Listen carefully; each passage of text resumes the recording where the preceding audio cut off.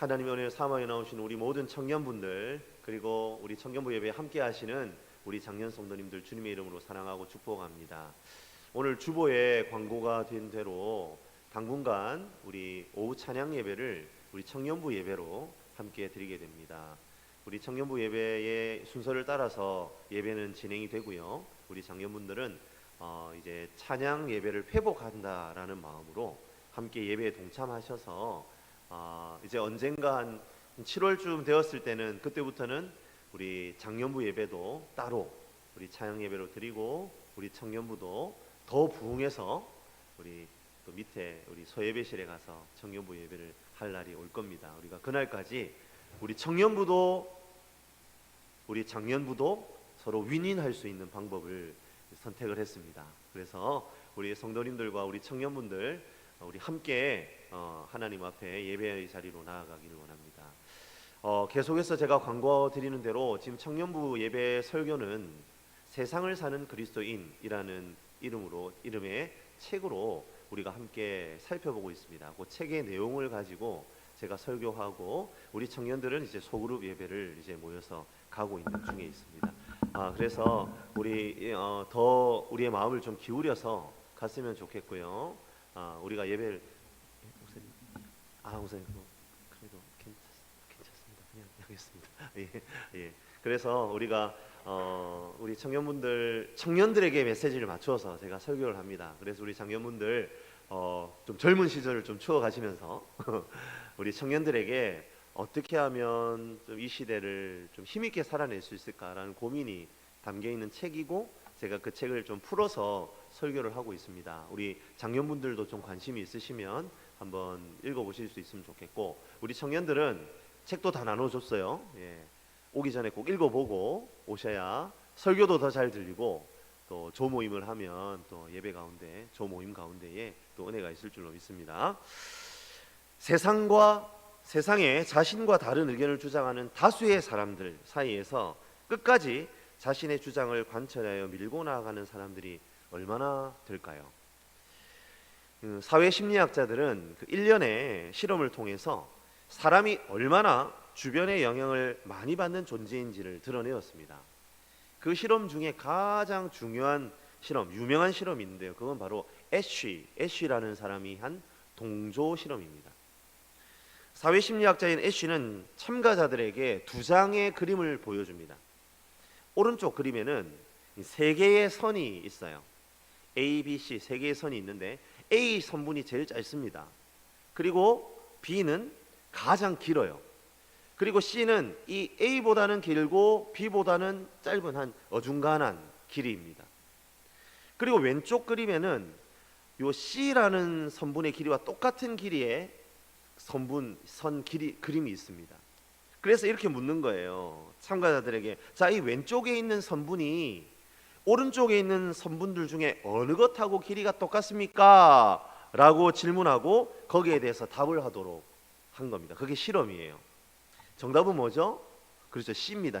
C라는 길이하고 똑같은 길이를 하나만 그림 그려놓은 거예요. 비교했을 때 당연히 C하고 길이가 같습니다. 대답하는 게 옳다는 겁니다.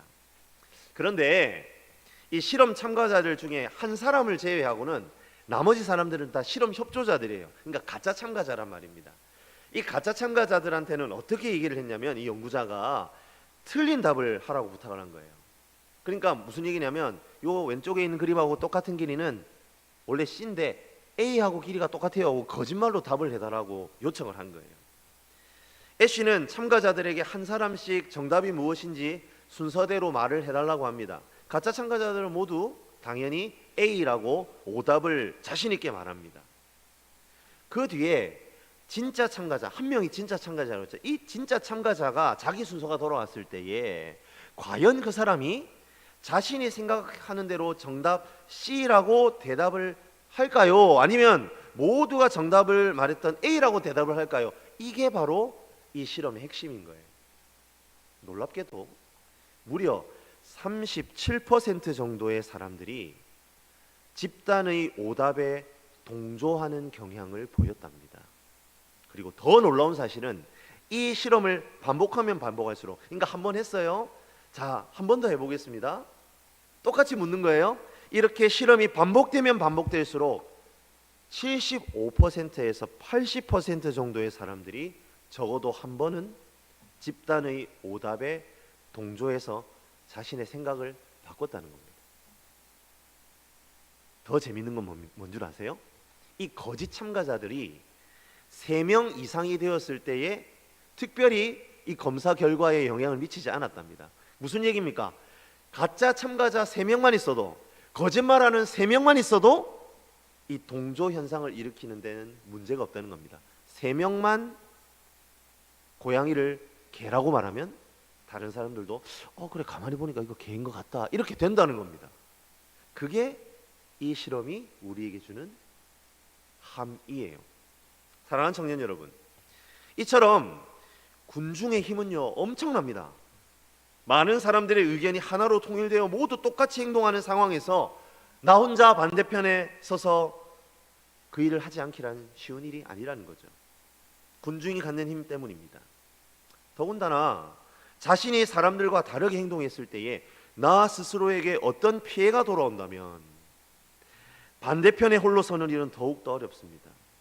우리가 함께 살펴보고 있는 이 본문에도 이런 군중의 힘을 뚫고 스스럼 없이 반대편에 섰던 용기 있는 세 사람의 이야기가 등장합니다. 그들이 겪어야 하는 피해는 다름 아닌 자신의 목숨을 잃어버리는 것이었습니다.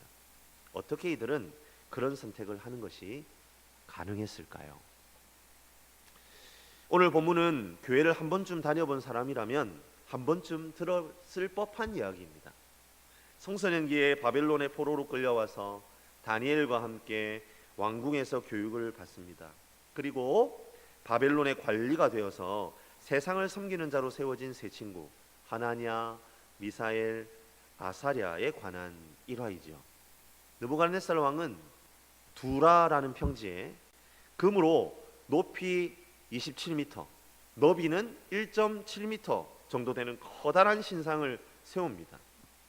아마도 이때 당시의 기술력이 금으로 그 정도의 신상을 올리는 것은 기술이 없었기 때문에 아마 돌이나 이런 걸로 세워놓고 금을 덧입혔을 것으로 보입니다. 금으로 도금을 했을 것이다 라고 본다는 거예요.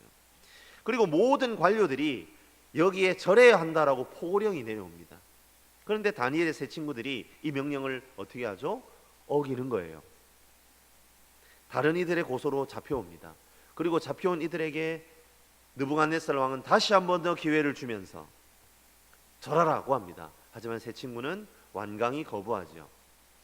하나님께 순종하기 위해 왕의 명령을 어긴 신앙의 용사, 순교의 각오를 하고 불 속에 던져진 세 친구는 하나님이 기적으로 살아나게 됩니다. 이들은 바로 그렇게 기억되는 사람들입니다. 그런데 우리는 오늘 이 이야기를 통해서 어떻게 그 바벨론이라는 거대한 제국이 밀어붙이는 압력에도 굴복하지 않고 자신을 지켜 하나님의 말씀에 순종할 수 있었는지를 생각해 보고자 합니다. 오늘 본문에 보시면 이 다니엘의 세 친구들 사건이 일어난 시점에 대한 정보가 전혀 없어요. 그런데 원래 이 구약 성경은 히브리어라는 언어로 쓰여졌잖아요. 그런데 이 히브리어로 쓰여진 성경을 헬라어, 즉 그리스어로 번역한 최초의 성경이 있는데 그 성경을 70인경이라고 합니다. 그 70인경에는 이 사건, 그러니까 두로 평지에 신상을 세우고 사람들에게 절을 하게 시킨 이 사건이 일어난 시기가 느부갓네살 왕이 재위한 지 18년째 되는 해라고 기록하고 있습니다. 그리고 대부분의 성경학자들도 이에 동의를 해요. 우리는 남유다라는 나라가 바벨론에 의해서 한 방에 그냥 침공을 받아가지고 멸망한 것으로 생각할 수 있지만 사실 느부갓네살 왕이 세 차례에 걸친 침공을 하고 그 침공의 결과로 이스라엘 남유다가 망하게 됩니다. 첫 번째 침공이 BC 605년이고요. 이때에 지금 우리가 살펴보고 있는 이 다니엘과 세 친구들이 포로로 끌려오지요. 두 번째 침공은 BC 598년이고요. 이때에 에스겔 선지자가 포로로 끌려오게 됩니다. 그리고 마지막 멸망에 이르게 되는 세 번째 침공이 우리가 좀 잘 알고 있는 BC 586, 586 이렇게 외우죠. 우리 보통 BC 586년에 느부갓네살 왕의 침공으로 인하여 그때 당시 왕이었던 시드기야가 두 눈을 뽑힌 채 수많은 왕족과 귀족들을 데리고 바벨론에 끌려가게 되는 겁니다. 그리고 남유다라는 나라는 막을 내리게 되죠. 그러니까 이 느부갓네살 왕 제위 18년이라는 해가 바로 이 예루살렘이 멸망하던 BC 586년입니다. 그 시점과 맞물리는 거예요. 예루살렘과 성전이 바벨론에 의해 완전히 무너진 해입니다. 그리고 느부갓네살 왕의 정복 전쟁이 비로소 끝을 맺는, 거의 20년에 가까운 시간 동안의 이 정복 전쟁이 막을 내리는 시점이 바로 이 시점입니다. 이 위대한 자신의 업적을 대대에 남겨보리라고 욕망을 불태우면서 기념비와 같이 세운 것이 바로 이 금신상입니다. 우리는 이 금신상을 떠올리면서 다니엘이 느부갓네살 왕의 꿈과 그 내용을 설명해주고 그 꿈을 해석해주면서 말해주었던 그 꿈 속의 한 신상, 그것을 떠올리지 않을 수 없습니다. 우리가 지난주에 나눴던 내용이죠. 다니엘은 이 신상의 각 부위를 이루는 각종의 재료들이 왜 차이가 나는지를 설명합니다. 그리고 그 재료의 차이는 장차 앞으로 일어날 이 제국들이 보이는 차이를 설명한다라고 해석을 해주지요. 그리고 마지막에 한 뜨인 돌이 나타나서 이 신상을 무너뜨리는데, 그것은 제국을 무너뜨리고 하나님이 통치하는 새로운 나라를 세우게 될 것이다 라는 다니엘의 해석이었죠. 그 예언을 들었던 느부갓네살 왕은 그 예언을 들었던, 그 해석을 들었던 그 당시에는 이것을 수용하는 듯한 태도를 보였어요. 그런데 그로부터 이제 16년 정도가 흐른 제위 18년째가 되는 해에 지금 자신의 꿈에 보았던 것과는 다른 종류의 신상을 세우고 싶었던 겁니다. 머리부터 발끝까지 모두 금으로 이루어진, 다른 재료가 들어가지 않은 그 신상 말입니다. 그는 그럴 만한 힘이 있습니다. 그리고 그 힘으로 세상을 정복했고요. 그러하기에 자신은 자신의 힘으로 이룩한 이 거대한 제국이 얼마 가지 않아 무너진다라는 사실을 인정할 수 없었던 거예요. 그는 분명 꿈을 통해 하나님의 계획을 알았습니다. 그러나 그것이 성취되어서는 안 된다고 생각한 겁니다. 그 마지막에 뜨인 돌, 나라와 한 돌에 의해서 세워지는 하나님 나라보다 지금 자신이 세운 나라가 더 강력하기를 원했습니다. 하나님의 꿈을 막아서고 싶었습니다. 그래서 그 꿈이 성취되는 것을 막아서기로 작정합니다. 금신상을 만들고 영원히 기억되게 하려 했습니다. 모든 관료들이 머리를 숙이게 만듭니다. 사랑하는 성년 여러분, 이것이 바로 세상의 속성입니다. 세상은 하나님의 꿈이 성취되는 것을 원하지 않습니다. 잠깐 자신의 잘못을 뉘우치고 죄를 고백할 수는 있습니다. 그러나 중심의 변화가 일어나지 않는 세상은 대번에 하나님의 계획을 방해하려 합니다. 아담과 하와가 선악과를 따먹도록 뱀이 유혹할 때에 무엇으로 아담과 하와를 유혹했습니까? 그렇지요. 하나님처럼 될 수 있다는 것으로 유혹했습니다. 그 죄의 길을 따르는 세상은 언제나 하나님처럼 되고 싶어 하고 그 악한 본성은 늘 튀어나오기 마련입니다. 세상은 하나님 나라와 하나님 계획을 인정하지 않습니다. 노아 이후의 인류는 흩어짐을 면하려고 바벨탑을 쌓았지요. 그리고 그 바벨탑의 정신을 이어받은 나라가 지금 우리가 살펴보고 있는 이 바벨론이란 나라예요. 바벨론도 역시 거대한 신상을 세우고 거기에 절하고 모두 무릎을 꿇립니다. 굴복시키고 억압하는 방식으로 흩어짐을 면하려고 합니다. 그래서 자신의 권력을 영원히 유지하려는 시도를 하는 거예요. 모든 이가 같은 신상에 엎드리면 모든 이의 마음이 하나가 되고 제국이 흩어지거나 나누어지지 않으리라 생각한 겁니다. 오늘 우리가 함께 읽은 3장 13절부터 18절 사이에 하나냐와 미사엘과 아사랴의 바벨론식 이름인 사드락과 메삭과 아벳느고라는 이름이 4번이나 등장을 해요. 3장 전체로 보면 더 많이 이 사드락, 메삭, 아벳느고라는 이름이 반복됩니다. 그것이 바로 느부갓네살 왕이 원하는 거예요. 우리와 같은 바벨론 사람이 되라! 그 메시지이지요. 세상은 저와 여러분을 향해서도 너희는 우리와 같아져야 한다라고 끊임없이 외치는 겁니다. 하나님의 영원한 나라 따위는 믿지 말랍니다. 장래의 소망은 품지 말고 오직 지금 이때 이 시간을 즐기라고 합니다. 하나님의 존재, 하나님의 상주심 믿지 말라고 속삭입니다. 지금 이 세계, 이 삶이 영원하다고 이 땅에서 먹고 마시고 시집가고 장가가는 것에만 집중하라고 속삭입니다. 과연 이 세상의 가르침 앞에 우리는 어떻게 반응하는 것이 옳은 반응일까요? 바벨론 왕 느부갓네살이 이 세 친구를 향해 보여주는 압박은요, 세 가지로 정리를 해볼 수 있습니다. 첫 번째 압박은 느부갓네살 왕이라는 이름이 계속 반복되면서 보여주는 압박입니다. 우리는 사실 이 느부갓네살 왕 하면 성경에 나와서 우리가 읽는 거지 우리에게 사실 별 감흥이 없어요. 그저 그냥 고대에 그냥 한 유명한 제국을 다스렸던 왕이구나 하고 우리는 넘어갈 수밖에 없죠. 하지만 고대 사회에서 왕의 이름은 그 자체가 가지는 무게가 엄청났습니다. 그 왕의 이름으로 나오는 모든 명령은 반드시 지켜져야 합니다. 그 이름 자체가 위대한 권세이고요, 그 권세의 압박이 지금 이 세 친구들에게 가해지고 있습니다. 두 번째 압박은 무엇일까요? 모든이라는 표현에서 나옵니다. 우리 오늘 읽진 않았지만 3장 2절과 3절에 모든 관원이라는 표현이 나와요. 그리고 3장 5절에는 악기의 명칭이 이렇게 나열되면서 모든 악기라는 표현이 나와요. 둘 다 모든이 강조됩니다. 모든 사람을 신상 앞에 모아서 모든 악기를 울려서 절할 시간을 알립니다. 같은 장소, 같은 시간에 모든 사람이 신상에 엎드림으로 세 사람에게도 절할 것을 압박합니다. 틀린 답을 너무나 많은 사람들이 따라하니까 정답을 가지고 있는 소수의 사람들은 주저할 수밖에 없어요. 그냥 동조해 버릴까? 라는 생각이 저절로 드는 겁니다. 세 번째 압박은 실제적 위협을 가하는 것으로 드러납니다. 신상 앞에 맹렬히 타오르고 있는 풀무불이 보입니다. 절하지 않으면 산채로 그 풀무불에 던져질 것 같아요. 명령을 어기면 돌아오는 것은 죽음뿐입니다. 그 죽음의 과정조차 극도로 고통스러울 것이 뻔합니다. 이처럼 세상과 같아지지 않으려는 성도를 세상은 다양한 방식으로 압박합니다. 때때로 폭력적인 방법으로 압박을 가합니다. 세상과 같은 편이 되지 않으면 도저히 살 수 없을 것 같이 으름장을 놓습니다. 위협으로만 끝날 수 있지만 실제로 폭력 행사되기도 합니다. 과연 이런 세상에서 맞서는 것이 가능한 걸까요?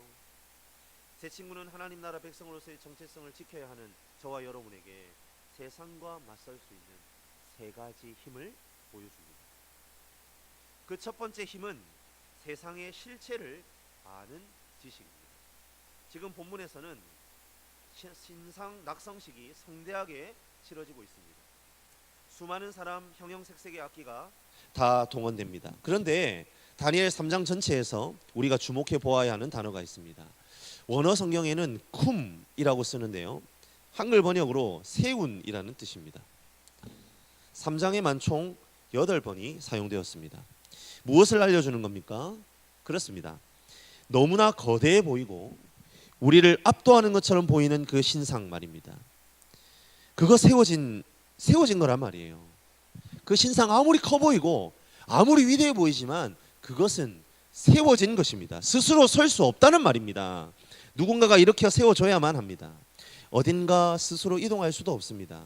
그것이 바로 금신상의 정체입니다. 하늘에서 비를 내리면 다 맞아야 하고요, 새가 똥을 싸면 그 똥 다 맞을 수밖에 없고요, 그것이 바로 금신상이 가지고 있는 정체입니다. 무슨 말이에요? 아무것도 아니라는 말입니다. 세상은 우리를 위협합니다. 힘과 능력 모두 다 가지고 있는 것처럼 보이고 자신들 생각대로 움직이지 않으면 가만두지 않겠다고 우리를 위협합니다. 그 힘은 신상처럼 압도적으로 거대하게 보입니다. 그러나 신상이 움직일 수 없듯이 이 세상은 허망해요. 우상은 참 신이 아니고 왕은 영원한 왕이 아니기 때문입니다. 그리고 나라는 영원한 나라가 아니죠. 세상이 말하는 행복 진짜 아닙니다. 진짜가 아니라 거짓말을 감추려고 더 치장을 하지만 그 치장으로도 감추어지지 않습니다. 기억하시기 바랍니다. 성도는 이 세상의 허구를 보는 지혜가 있을 때에 세상 신에게 절하지 않을 수 있습니다. 그 힘으로 압박을 이겨내는 것이 바로 성도입니다. 세상의 압박을 견디는 두 번째 힘은 무엇입니까? 그렇습니다. 세상을 향한 온전한 믿음입니다. 왕이 세 친구들에게 다시 한번 기회를 주지요. 우리 15절입니다. 15절 말씀을 같이 한 목소리로 한번 읽어보겠습니다. 우리 저기 여자친구 2명 우리 같이 한번 읽어보자. 같이 읽습니다. 이제라도 너희가 준비하였다가 나팔과 피리와 수금과 사면금과 양금과 상황과 및 모든 악기 소리들을 들을 때 내가 만든 신상 앞에 엎드려 절하면 좋거니와 너희가 만일 절하지 아니하면 즉시 너희를 맹렬히 타는 풀무불 가운데에 던져 넣을 것이니 능히 너희를 내 손에서 건져내시니 누구이겠느냐 하니. 아멘. 이 구절은 느부갓네살 왕의 마음의 중심이 정확하게 드러나는 부분입니다. 능히 너희를 내 손에서 건져내시니 누구이겠느냐, 즉 그런 신은 없다는 겁니다. 자신의 손에서 생명을 건져낼 존재가 없답니다. 나는 신보다 강하다, 내가 곧 신이야, 이런 주장을 하고 있는 거예요. 이에 대해 세 친구들 어떤 반응을 보이고 있습니까? 16절부터 18절에 그 반응들이 나타나고 있죠. 세 가지로 그들의 믿음을 드러냅니다. 첫째, 하나님의 능력에 대한 신뢰입니다. 하나님은 불 가운데에서 건지실 뿐만 아니라 왕의 손에서도 능히 구해낼 수 있는 분이시다라고 고백합니다. 둘째, 자신들은 하나님께서 지금 무슨 일을 하고 계시는지 알 수 없다라고 고백합니다.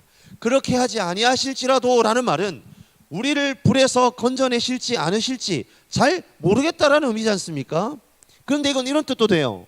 상황이 내 생각과 내 뜻대로 흘러가지 않는다 할지라도입니다. 이 고백은 하나님을 자신들의 생각대로 좌지우지할 수 없다는 믿음이에요. 하나님의 생각을 다 알 수 없다는 고백 자체가 위대한 믿음이라는 말입니다. 이 상황이 어떻게 해결될지 모른다는 고백 자체가 믿음입니다. 셋째, 이미 밝혀진 하나님의 뜻에 순종하는 믿음이 바로 이 세 친구들의 믿음입니다. 우상에게 절하는 것 아무리 생각해도 명백하게 선그어진 10계명을 어기는 죄입니다.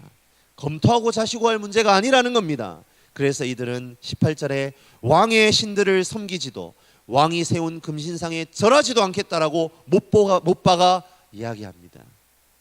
이미 드러난 하나님의 뜻에 순종하겠다라는 결단이지요. 사랑하는 청년 여러분, 우리 이 믿음이 있어야 합니다. 우리의 믿음이 이렇게 자라면 좋겠습니다. 이 온전한 믿음, 세상을 이기는 믿음, 성숙한 믿음, 그리 아니하실지라도의 믿음이 저와 여러분의 믿음이 되기를 주님의 이름으로 간절히 축복합니다. 압박을 이겨내는 세 번째 힘은요, 풀무불 속에 등장하는 네 번째 사람입니다. 이 네 번째 사람에 대해서 구약의 시대를 살았던 우리 믿음의 선배들은 아마도 이 네 번째 사람이 어떤 존재인지 정확하게 해석할 수 없었을 겁니다.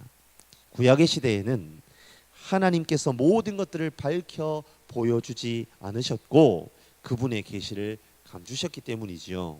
하지만 신약의 시대를 살아가는 저와 여러분은 이 네 번째 사람이 누구인지 알 수 있습니다.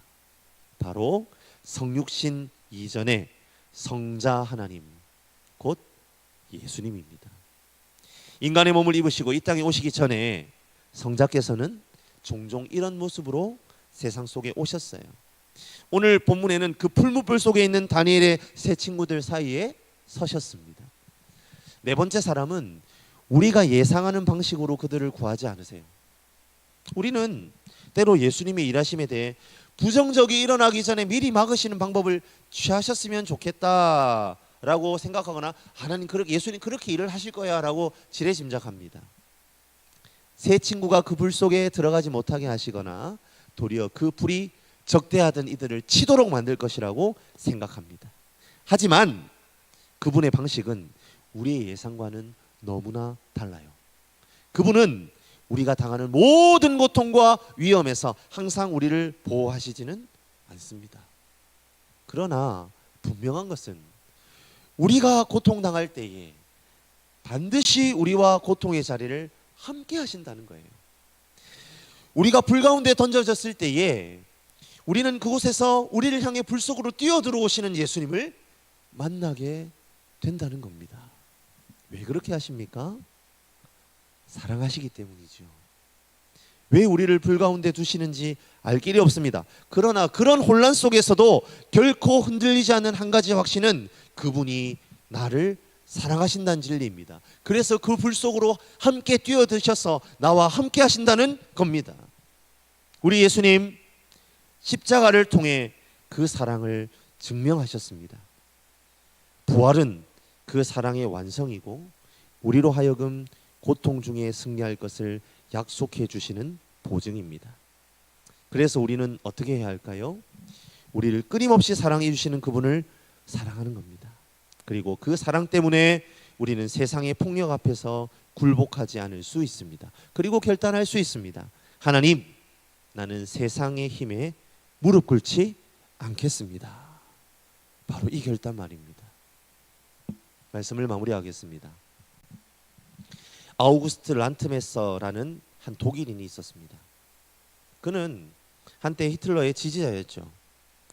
그런데 그는 1936년 독일 함부르크 항구에서 있었던 해군 훈련함 진수식에서 히틀러를 향하여 오른팔을 앞으로 내미는 이른바 나치 경례로 경의를 표현하는 그 자리에서 의도적으로 손을 들지 않습니다. 그리고 이 사건으로 인해서 체포를 당하게 되고요. 이후로는 이 사람의 생사를 확인할 방법이 없다고 합니다. 실종돼 버린 거죠. 이 세상에 영원히 나타나지 않는 실종 상태가 되어버렸습니다. 왜 그는 이런 선택을 했을까요? 그가 이런 선택을 한 이유는 단 한 가지였습니다. 그의 사랑하는 아내 일마 에클러 때문이었습니다. 그녀는 유대인이었어요. 그가 사랑한 여인이 히틀러가 그토록 지워버리고 싶어하던 유대인이었습니다. 그래서 그는 선택합니다. 사랑하는 연인이자 아내인 그녀의 생명과 자신의 가정을 파괴하려는 히틀러를 더 이상 지지할 수 없었기 때문입니다. 오늘날 세상은 끊임없이 자신의 힘과 능력으로 다양한 방식을 동원해 성도인 저와 여러분의 정체성을 규정하려 듭니다. 끊임없이 세상과 하나가 되라고 요구합니다. 그 일을 위해서 모두 예스라고 외치니까 너희도 예스를 외칠 것을 요구합니다. 대학 입시에 목숨을 걸라고 하고 좋은 직장을 위해서 좋은 스펙을 쌓는 것은 물론이고 남을 짓밟는 것은 당연하다고 가르칩니다. 인생의 자랑들로 세상 사람들을 줄 세우려고 합니다. 이처럼 세상은 강해 보입니다. 그리고 세상은 언제나 늘 다수입니다. 사랑하는 청년 여러분, 어떻게 그 속에서 다르게 살 수 있습니까? 우리는 어떻게 그 속에서 노라고 외칠 수 있는 걸까요? 수많은 악기가 울려 퍼지는 순간 그 수많은 군중들이 엎드릴 때에 우리는 무엇으로 그 압박을 견뎌내며 하나님의 백성으로서의 정체성을 고백할 수 있습니까? 그 해답은 바로 사랑입니다. 죽기까지 나를 사랑하시고 기꺼이 자기 몸을 버리신 주님, 우상이 아니라 참신이시며 인간이신 나보다 나를 더 사랑하는 바로 그 삼위 하나님을 내가 사랑하기 때문에 우리는 NO라고 외칠 수 있는 줄로 믿습니다. 우리 주님을 더 뜨겁게 사랑하는 저와 여러분들이 되시기를 간절히 바랍니다. 그리고 그 사랑을 품고 세상에 굴하지 않고 당당히 살아가는 저와 여러분들이 되시기를 주님의 이름으로 간절히 축복합니다.